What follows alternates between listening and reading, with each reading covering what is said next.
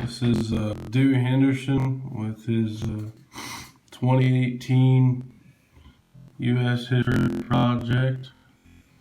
I'm doing an interview with a Vietnam veteran, which would be my grandpa on my dad's side. I'll go ahead and let him tell you a little bit about himself, and we'll go from there. Okay, yeah, I was born in 1949 and went into the service.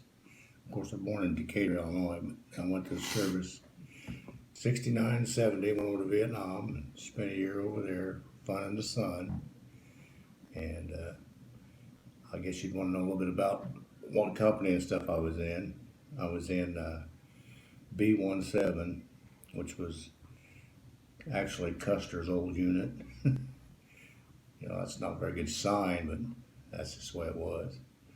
And I was in the infantry. It was the first cab, but it was infantry. And what do you need to know about what went on over there?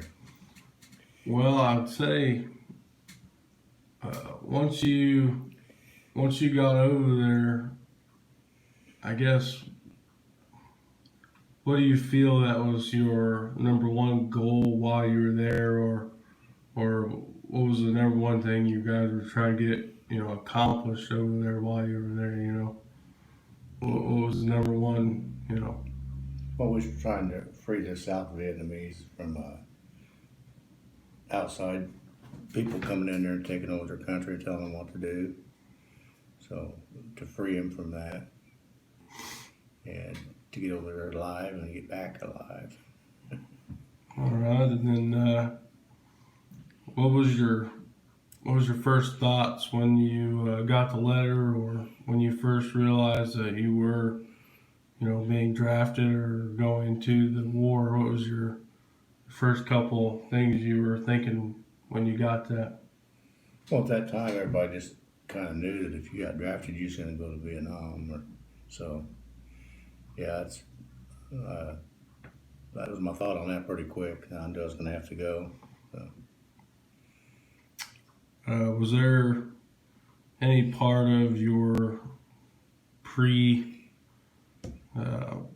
war training that you, I guess I should say, was any of it enjoyable, or was it all, like physical training, or was there anywhere that you went or anything that you did that was actually, enjoyable, that, you could really say this, that, and the other, or? Well, it wasn't really enjoyable going through the training, but it got you in physical shape and mental shape for what you had to do. I see. Was there really any point that you were in Vietnam and when you thought maybe, I'm glad we're here, or do you think maybe, did you start to agree with the people and, back home that maybe we shouldn't be here, or the whole time you were there, did you fully agree that we should be here, or? Well, I didn't really try to think about it too much, but there was times that when you'd wake up at night and say, what am I doing here? You think to yourself. But you had to stay on task and be ready, be alert to stay alive. Would you say that,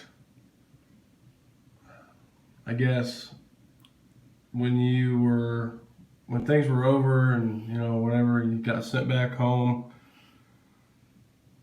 was it hard switching back over, would you say, or do you have like a time estimate on how long it took to where you could like come home and sleep and things were totally normal, or? No, it didn't really bother me too much. I didn't worry about it too much. I come back from Vietnam, I spent a few months down in Fort Polk, Louisiana to finish out my 2 years and trained on a machine gun range down there. So kind of give you a few months to get reacclimated to being back in the United States. All right, and was there really any, I don't know if there's any better way to put this, but is there any good memories you had really at all? Like any friends you made, or whatever, or anything like that that you can look back on and brings good memories? Or No, I didn't really think about it too much, but it was there's something that you do. That's what you got to do to have freedom around the world. Some people have to go to war. That's just the way it is.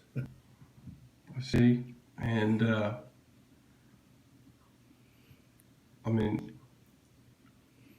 when you first, going back to what I said earlier, when you first got the letter, how long did it take from when you realized you were getting drafted to you being in Vietnam?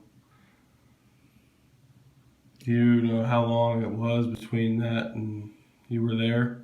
Yeah, we took 6 weeks of basic and then 8 weeks of AIT training, so about 14 weeks.